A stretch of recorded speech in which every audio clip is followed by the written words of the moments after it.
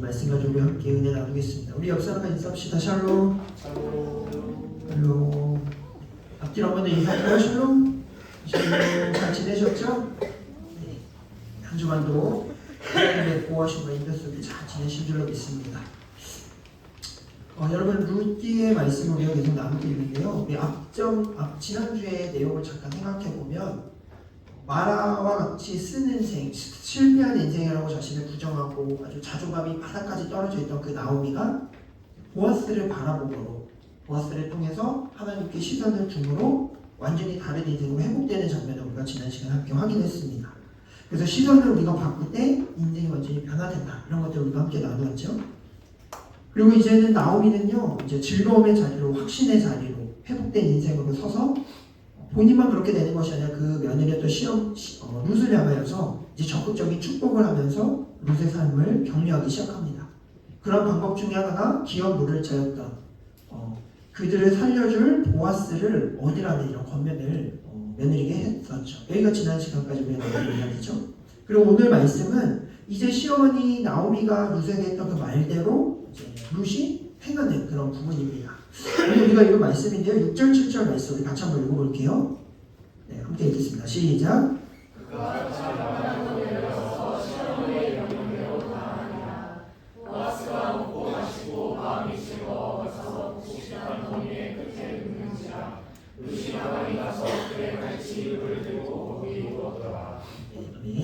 어떤 내용인가 하면요. 이제 룻이 시어머니의 말대로 하죠. 어떻게 해요? 보아스의 타작마당으로 룻이 갑니다. 그리고 이제 타작마당에 보아스가 잠을 청하기 위해서 누웠을 때 보아스의 발치 아래에 몰래 들어가서 발치에 눕죠. 그러니까 잠을 자다가 보아스가 깜짝 놀라죠. 그죠? 자다가 갑자기 발에 뭐가 걸리는데 사람이 있으면 얼마나 놀라겠어요. 그죠? 몸을 돌이켜서 보니까요. 거기에 한 여인이 누워 있습니다. 그래서 보아스가 물어보죠. 네가 누구냐? 이렇게 룻을 향해서 물어봅니다. 그러니까 룻이 뭐라고 대답해요? 오늘 말씀 9절의 말씀에 이렇게 대답해요. 제가 한번 읽어볼게요. 이르되 내가 누구냐니 대답하네. 나는 당신의 여종 룻이오니 당신의 옷자락을 펴 당신의 여종을 덮으소서. 이는 당신이 기업 물을 자가 됨이니이다 하니. 보아스가요. 여인이 밤중에 자다 일어나니까 내 발 아래 누워있잖아요. 그래서 내가 누구냐라고 물어봤더니 룻이 뭐라고 대답하는가 하면 저는 모압 여인입니다 라거나 혹은 저는 과부예요. 저 불쌍한 인생이요 라고 하거나 혹은 나오미의 며느리입니다. 혹은 말론의 아내예요 라고 대답하지 않습니다. 오늘 9절 보면 뭐라고 말하냐면 자신은 나는 룻이다 라고 이렇게 이야기해요. 여러분 놀라운 대답이에요. 왜냐하면 룻이 여태까지 말씀 중에 자신을 처음으로 고유한 명사로 자기 자신을 룻이라고 소개하는 설명이 지금 오늘 처음 나오는 거예요. 그러니까 그동안은 자신을 모압 여인이라고 말했거나 뭐 이렇게 과부라고 이야기하는데 오늘 룻이 자신을 저는 룻입니다 이렇게 소개하고 있죠. 룻의 변화가 느껴지시죠? 이제는 자신을 가치 있고 존엄성을 가진 인격적인 한 자신으로서 보아스 앞에 자신을 소개하고 있습니다. 그러니까 이 지금 대답은요. 나를 한 여성으로 한 사람으로 이제는 보아스와 함께 미래를 생각하면서 자신을 소개하고 있는 거예요. 룻이 이렇게 자신을 소개하면서 뭐라고 말하는가 하면요. 당신의 옷자락을 펴서 당신의 여종인 나를 덮어주세요. 이렇게 말합니다. 뭐라고요? 당신의 옷자락으로 나를 덮어주세요. 이렇게 말해요. 여러분 이 말은요. 그냥 던지는 말이 아니죠.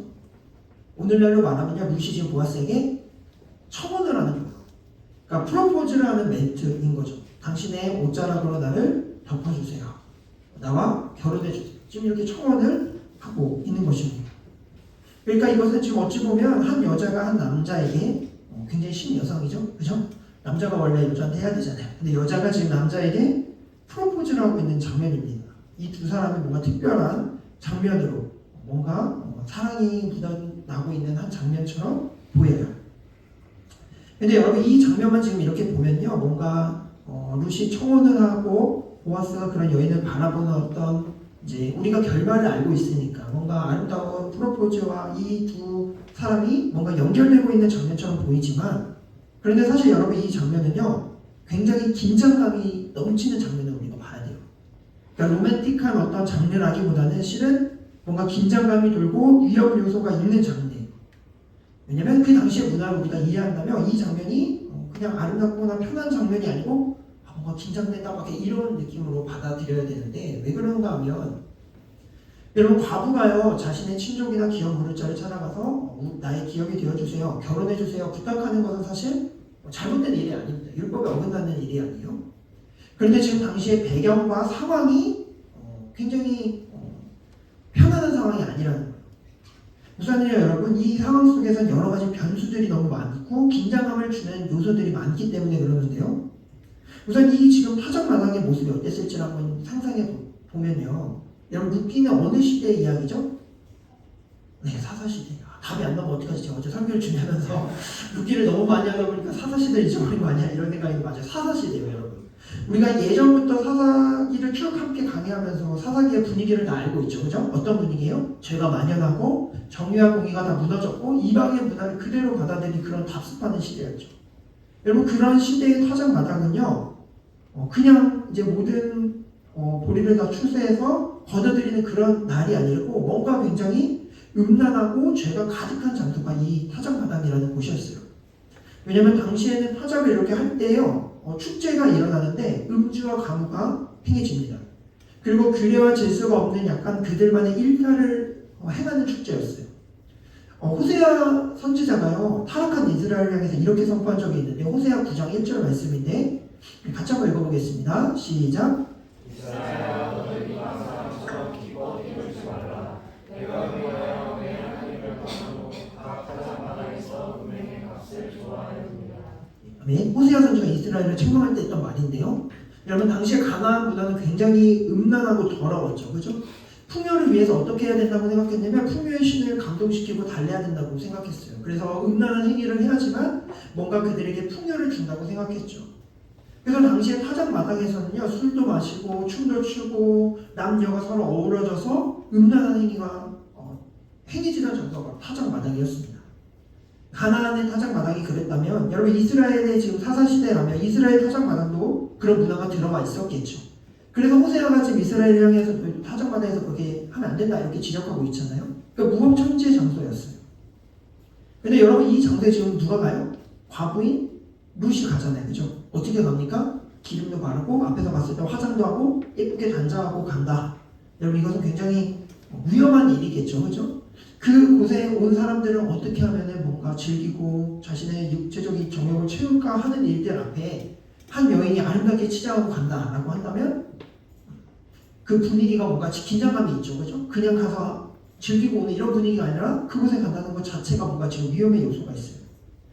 그리고 또한 여러분 룻이요 얼마든지 청혼을 할 수 있겠죠. 결혼해주세요 라고 말을 할 수 있겠지만 보아스가 그 청혼을 받아줄지 말지는 미지수였어요. 우리 결론을 알고 있기 때문에 편안하게 있지만 룻의 입장에서 여러분 청혼했을 때 그동안 잘 대해줬고 선하게 대했지만 만약에 룻이 요청을 거절하면 어떻게 될까요? 아니 보아스가 룻의 요청을 거절하면 어떻게 될까요?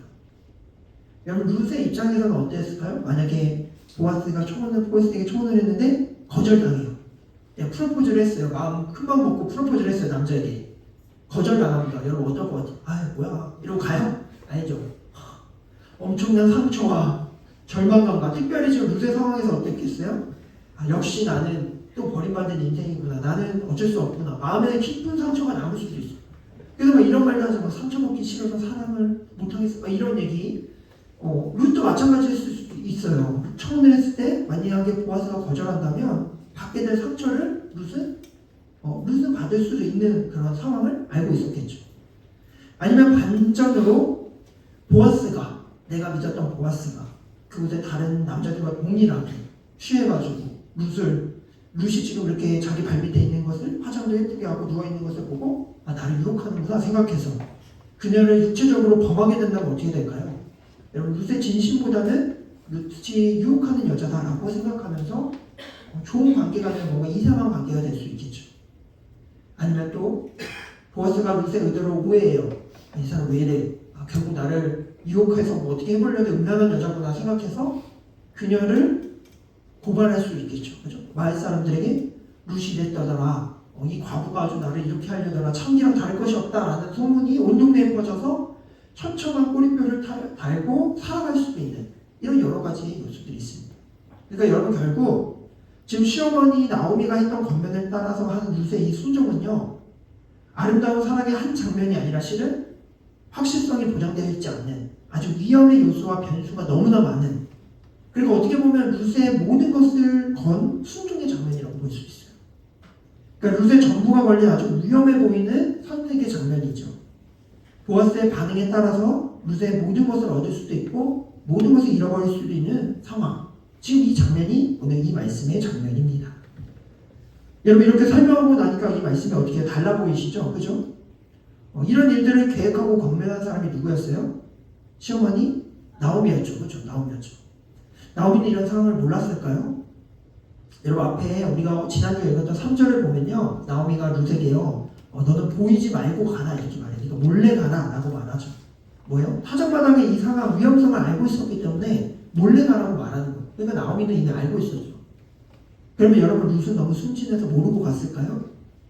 여러분 룻도 모르지 않았을 것입니다. 왜냐하면 룻의 별명이 있었어요. 다음 주에 나누겠지만 룻의 별명은 현숙한 여인이라는 별명이 있었어요. 지혜로운 여자였어요. 여러분 그녀 역시도 자신이 이렇게 했을 때 수많은 이런 변수들, 위험 요소들이 나에게 있고 이 모든 상황이 펼쳐질 수도 있다. 뭐 하나라도 잘못되면 뭔가 위험의 상황에 놓일 수도 있다는 것을 이 여인은 충분히 알고 있었습니다. 그런데 이 모든 위험을 알고도 감수하고 보아스의 발치에 가서 그 밤에 누웠던 것이죠. 여러분 그럼 우리가 질문할 수 있겠죠. 왜 이렇게 했을까? 왜 이렇게 했을까? 어떻게 룻은 이런 순종의 자리에 나아갈 수 있었을까? 나오미의 말을 듣고 순종해서 이렇게 갈 수 있었을까? 여러분 이 질문의 답은요. 룻은 자신에게 가장 좋은 것이 무엇인지를 확실히 알았기 때문에 이렇게 순종할 수 있었던 것이죠. 자신의 삶에 가장 좋은 것이 무엇인지를 그는 확신했던 것입니다. 내 삶에 가장 소중한 것이 무엇인지를 알았고 그것을 위해서는 다른 것을 기꺼이 지불할 수 있었던 것이죠. 위험의 요소를 감수하고라도 그것을 얻기를 원했던 거예요. 룻이 얻을 수 있는 가장 좋은 것은 무엇입니까? 보아스죠. 보아스. 룻이 모든 것을 포기해서라도 꼭 얻어야만 했던 보물은 바로 보아스였습니다. 나오미가 보아스를 보면서 저 사람이 우리 기업을 누릴 자임을 확신했던 것처럼 룻 역시도 그가 누군지를 분명히 알았고 그를 통하여 하나님이 하시는 일들을 기대하며 그녀는 그를 얻는 것에 자신의 모든 것을 걸었던 거예요. 그래서 룻은 보아스에게 그 위험을 감수하고 나가서 지금 청혼을 하는 것이죠. 뭐라고 청혼했다고요? 당신의 옷자락으로 나를 덮어주세요.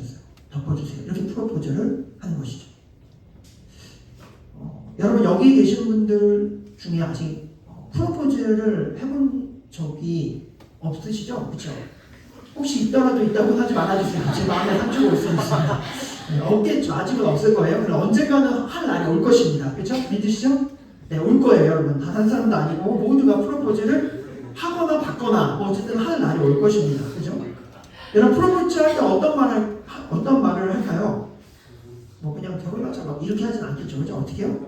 정말 진심을 담아서 정제해서 씻겨서 정말 내 진심을 어떻게든 잘 담아서 가장 아름답고 내 진심을 고백할 수 있는 말로 아마 프로포즈를 하겠죠. 그런 상황들을 만들어서 프로포즈를 하겠죠. 근데 여러분 지금 룻이요 뭐라고 프로포즈 했다고요? 옷으로 나를 덮어주세요. 이렇게 프로포즈 했어요. 지금으로 보면 그 말이야 약간 이상하잖아요. 근데 이렇게 프로포즈한 이유가 있습니다. 이전에요 여러분 룻과 보아스가 아주 처음 만났을 때 그 모습을 생각해 봐야 되는데요.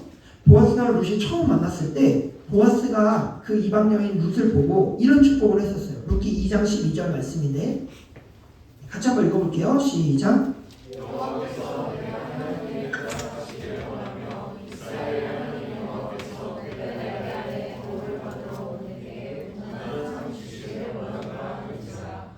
아멘. 보아스가요 룻을 처음 보고 룻이 하나님을 택하여 하나님이 계신 베들레헴 땅으로 와서 이곳에서 시어머니를 병과 헷세대 사람으로 돌보는 그 모습을 보면서 보아스가 룻에게 하나님께서 너를 하나님의 날개 아래 보호해 주시길 원한다 이렇게 축복한 적이 있습니다.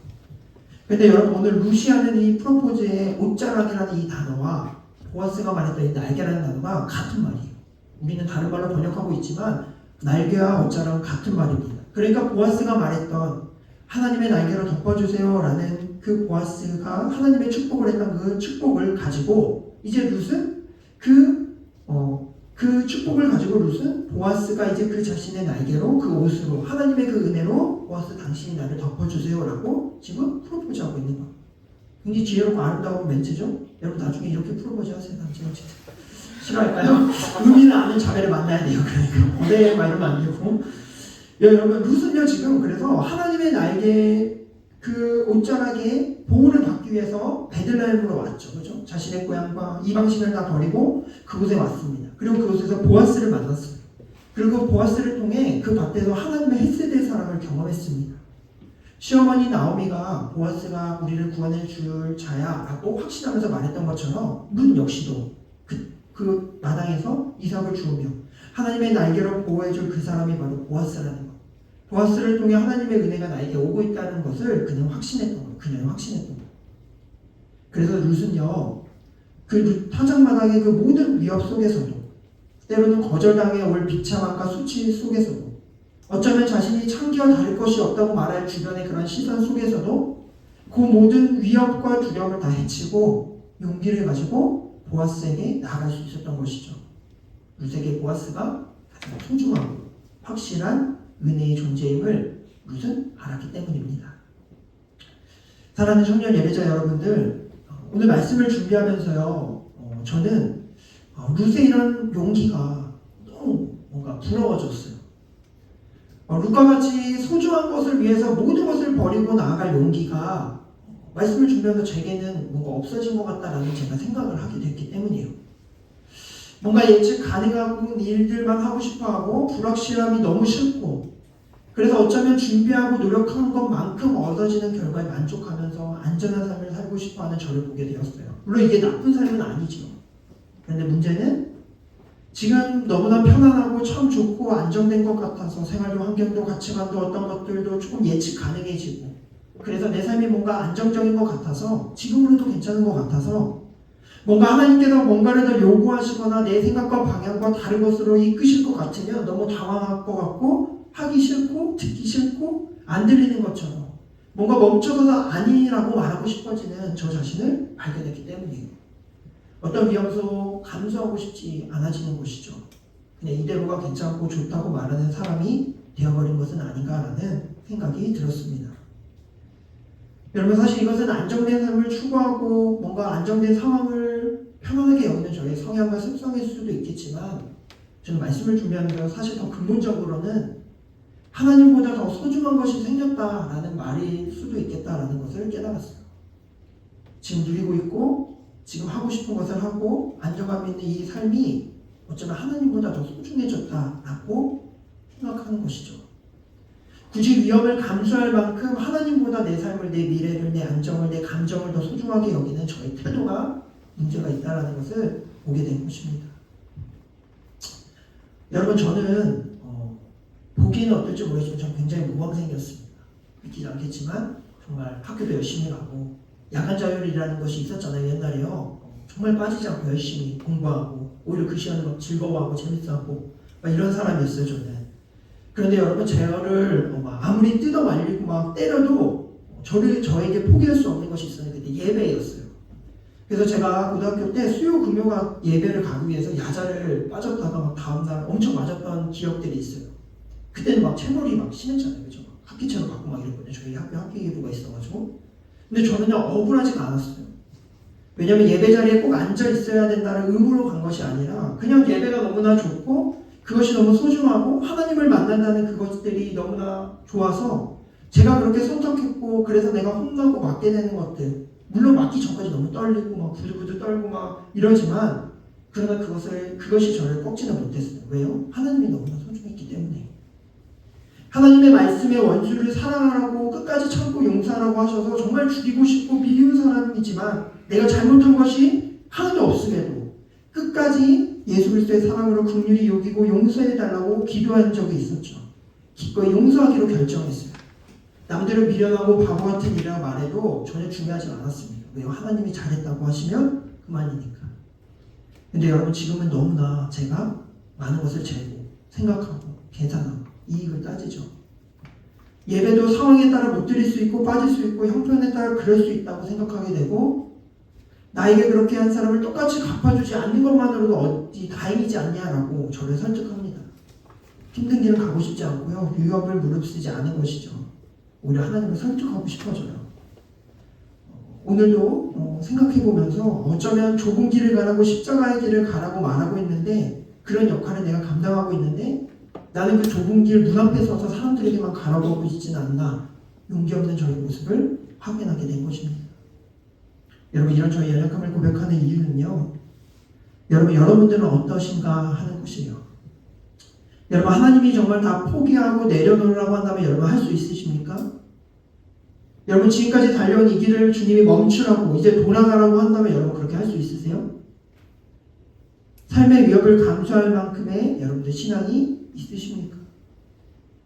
여러분 담대하게 네 라고 대답하지 못한다면 그것은 어쩌면 내가 하나님을 가장 소중하게 여기지 않고 있다라는 반증일 수 있습니다. 하나님보다 더 소중하게 여기고 있는 모습이 우리 가운데 있을 수 있다는 것이에요. 여러분 이제 언젠가부터 우리 용기라는 말이 너무 유치하게 들릴지 모르겠지만 어쩌면 우리는 진짜 용기가 없지 않나 우리를 돌아봐야 할 것입니다. 여러분 이스라엘 백성들이요 400년의 긴 노예 생활을 했었잖아요. 그죠? 하나님께서 모세를 보내셔서요 400년의 노예 생활을 이제 끝내고 출애굽시키셨다고 했을 때 그들의 반응은요 용기 있는 모습이 아니었어요. 왜요? 400년 동안 그들은 노예였지만 그 삶이 너무 적응이 잘 됐고 400년이란 긴 시간 동안 그곳에서 나름 살 방법을 마련했고 살만했고 누릴만했고 안정감을 누렸어요. 그리고 이제 자신들이 그동안 살았던 그 세계를 떠나서 광야로 나간다고 해서 얼마나 변수가 많겠어요. 위험이 많겠어요. 그곳으로 나가는 게 불편하고 싫었어요. 그러나 여러분 우리가 잘 알듯이 그들이 나가는 것이 그들이 사는 길이었습니다. 그들이 노예로부터 벗어날 수 있는 유일한 길이었고 하나님의 백성으로 살아가는 가장 분명한 길이 바로 그 길이었습니다. 사랑하는 청년 예배자 여러분들 목사님이니까 그렇게 얘기하시죠 라고 할 수 있겠지만 여러분 저도 잘 알아요. 쉽지 않습니다. 이 세상의 즐거움과 나의 만족과 나의 편안함과 안정감 때로 성취와 인정 여러분 이것들을 쉽게 우리가 어떻게 포기하겠습니까? 물론 하나님이 우리를 다 버리고 떠나라 이렇게 말씀하시지는 않을 거예요. 왜냐하면 우리가 그렇게 못하는 걸 주님 알고 있기 때문에. 그러나 여러분 저도 그렇지만 우리 신앙인들에게는 분명히 그 순간순간 어쩌면 다 내려놓는 것 같은 생각이 들 정도의 신앙의 결단을 내려야 하는 순간순간들이 옵니다. 그때 내가 분명하게 이제 보여지는 것이죠. 내가 정말 하나님을 가장 소중하게 여기는가 아닌가가 그때 보여질 거예요. 여러분 간절히 바라기는 용기 있는 신앙을 가지셨으면 좋겠습니다. 여러분 룻과 같이 믿음으로 하나님을 소유하시기를 바랍니다. 보아스를 얻기 위해 상황은 복잡하고 미묘하고 예상치 못한 불안의 상황들이 너무나 많았지만 그 보아스가 나에게 가장 소중한 것을 알았기 때문에 그 보아스를 얻으면 다 얻는 것임을 룻은 알았기 때문에 용기를 가지고 나아갔어요. 여러분 오늘 이 모습이 우리의 모습이 되어야 할 줄로 믿습니다. 여러분 가장 소중한 것을 얻으려면 포기하는 것들이 반드시 있어야 해요. 나의 가장 소중한 하나님을 얻으려면요 여러분 여러분들의 삶을 던져야 됩니다. 내 안정도 때로는 감정도 던져야 돼요. 좁은 길로 걸어가야 합니다.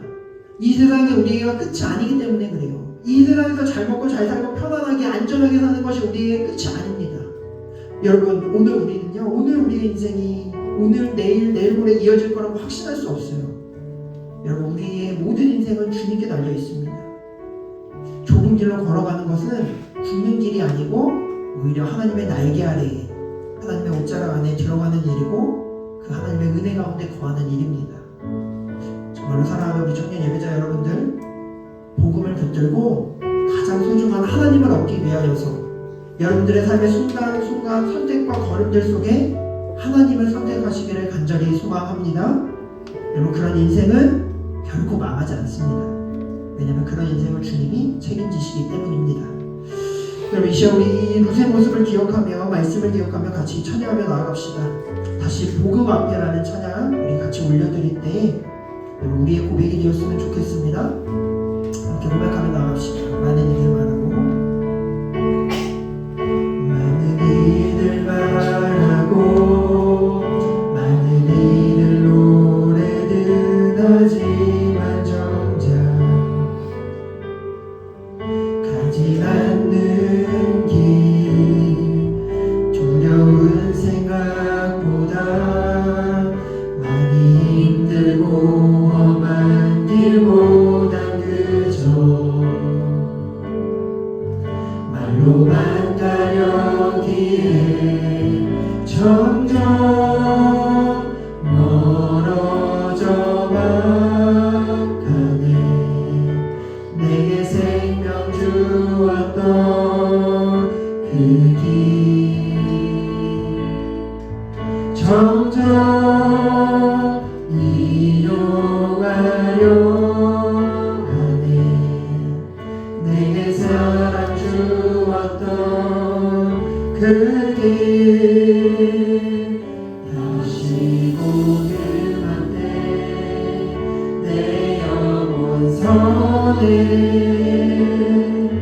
주님 만난 그때 나 다시 돌아가 주님께 예배 드리며 다시 십자가의 길 걸으리. 다시 고백합시다. 많은 이들 바라고 많은 이들 바라고 많은 이들 노래들 하지만 정작 가지 않는 일 두려운 생각보다 많이 힘들고 험한 길보다 그저 말로만 가려기에 점점 멀어져가네. 내게 생명 주었던 그 길 점점 이용하려 하네. 내게 사랑 주었던 그 길 다시 고백해 다시 고백해 내 영혼 선에 주님 만난 그때 나 다시 돌아가 주님께 예배 드리며 다시 십자가의 길 점점 멀어져가네. 점점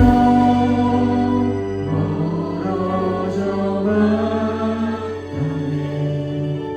내게 생명 주었던 그 길 점점 이용하려 내게 사랑 주었던 그 길 다시 고백해 다시 고백해 내 영혼 선에 주님 만난 그때 나 다시 돌아가 주님께 예배 드리며 다시 십자가의 길 믿음으로 선포합시다. 다시 고백해 다시 고백해 내 영혼 선에 주님 만난 그때 나 다시 돌아가 주님께 예배 드리며 다시 십자가의 주께서 주신 모든 주께서 주신 모든 은혜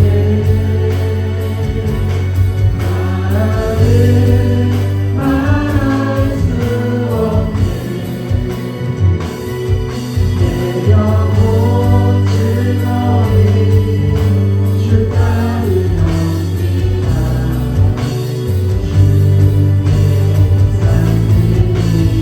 주께서 주신 모든 주께서 주신 모든 은혜 나는 말할 수 없네. 내 영혼 즐거이 주 따르렵니다.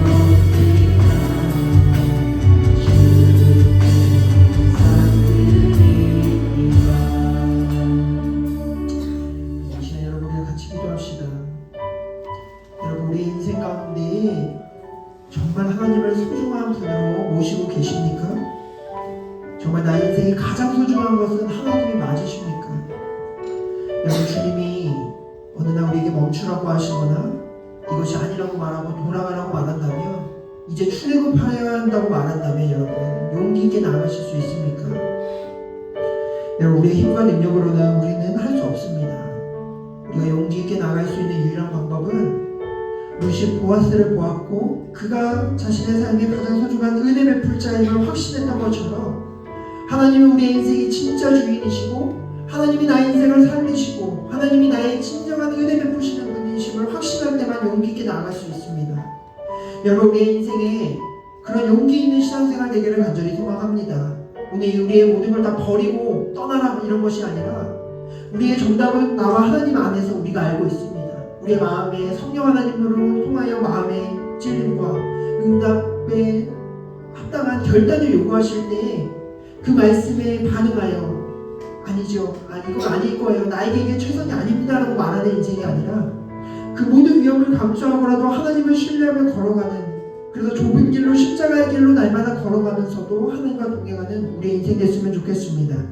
특별히 청년의 때 우리의 인생을, 우리의 삶을 주께 던지시기를 바랍니다. 하나님이 금내 날개로를 덮어주십니다. 우리 이 시간 룻과 같은 용기 있는 믿음 되게 해달라고 같이 기도했으면 좋겠습니다. 하나님, 불안하고 두렵고 나의 삶에 많은 여러